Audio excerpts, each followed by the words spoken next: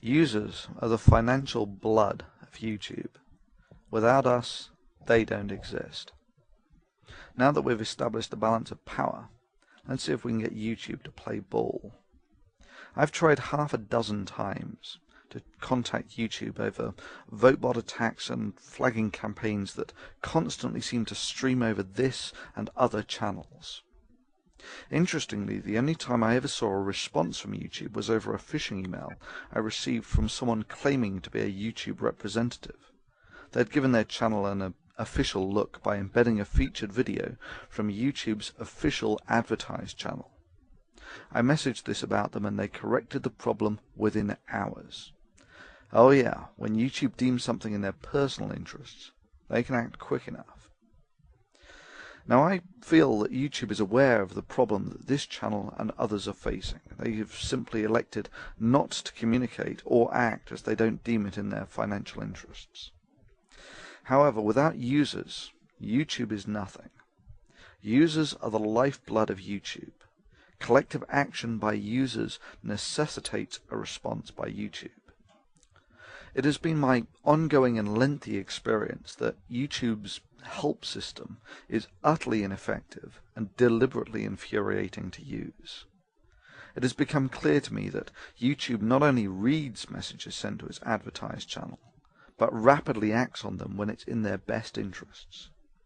This is, of course, essential to their financial existence of advertising revenue. They have to read these messages. Well, you don't have to be Einstein to figure out what the most effective strategy for the users is.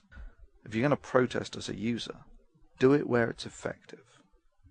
If you're unhappy with YouTube's inaction regarding VoteBots, script voting, spamming, false flagging campaigns, and YouTube's inability to correct these mistakes, then feel free to voice your concern to this woman. Welcome to YouTube's very own brand channel. This is our version of an online media kit. I'm Susie Ryder. I'm the Director of Ad Sales at YouTube, and it has been staggering over the course of the last couple of years to see YouTube grow from a small video sharing site to garnering the 6th largest audience on the web.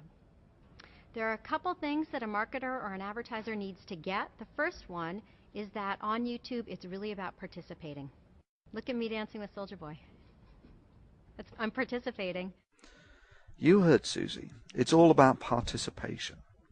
You can take her up on her offer and contact her either directly through YouTube's advertised channel or via the link provided. Basically, Google Susie Ryder's name. Now, I have no doubt that a company like YouTube will do their best to get the spam filters on this first thing Monday morning. So if you want your voice to be heard, it's best to use unique wording and probably include the odd line about advertising, etc. Be creative. And yeah, it has occurred to me that YouTube might shut me down for this. I'm sure they could spin this into a violation of some sort. Hell, the guidelines are so vague that anything could be a violation. Well, anyway, that's for them to do the cost-benefit analysis on. For me, this is simply a calculated risk. If YouTube decide to play ball here, there will be less angry users writing the messages, and YouTube will be a better maintained and fairer forum. It's win-win.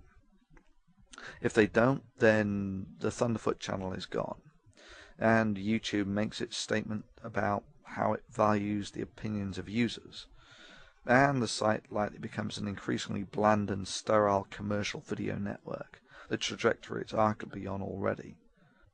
Irrespective of YouTube's actions, the optimum strategy for us free thinkers now is for you to add the big channels as friends.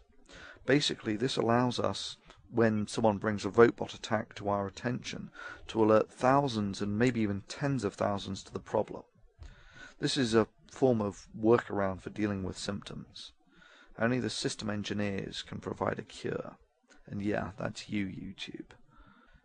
Users, the time has come for you to decide if YouTube's inaction to correct the willful abuse and the detrimental effects that this has had on your experience of using YouTube merits you writing to them. Your collective actions will decide the outcome.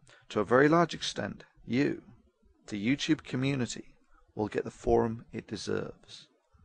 Success or failure now lie within the hands of the users. It is time to choose your path.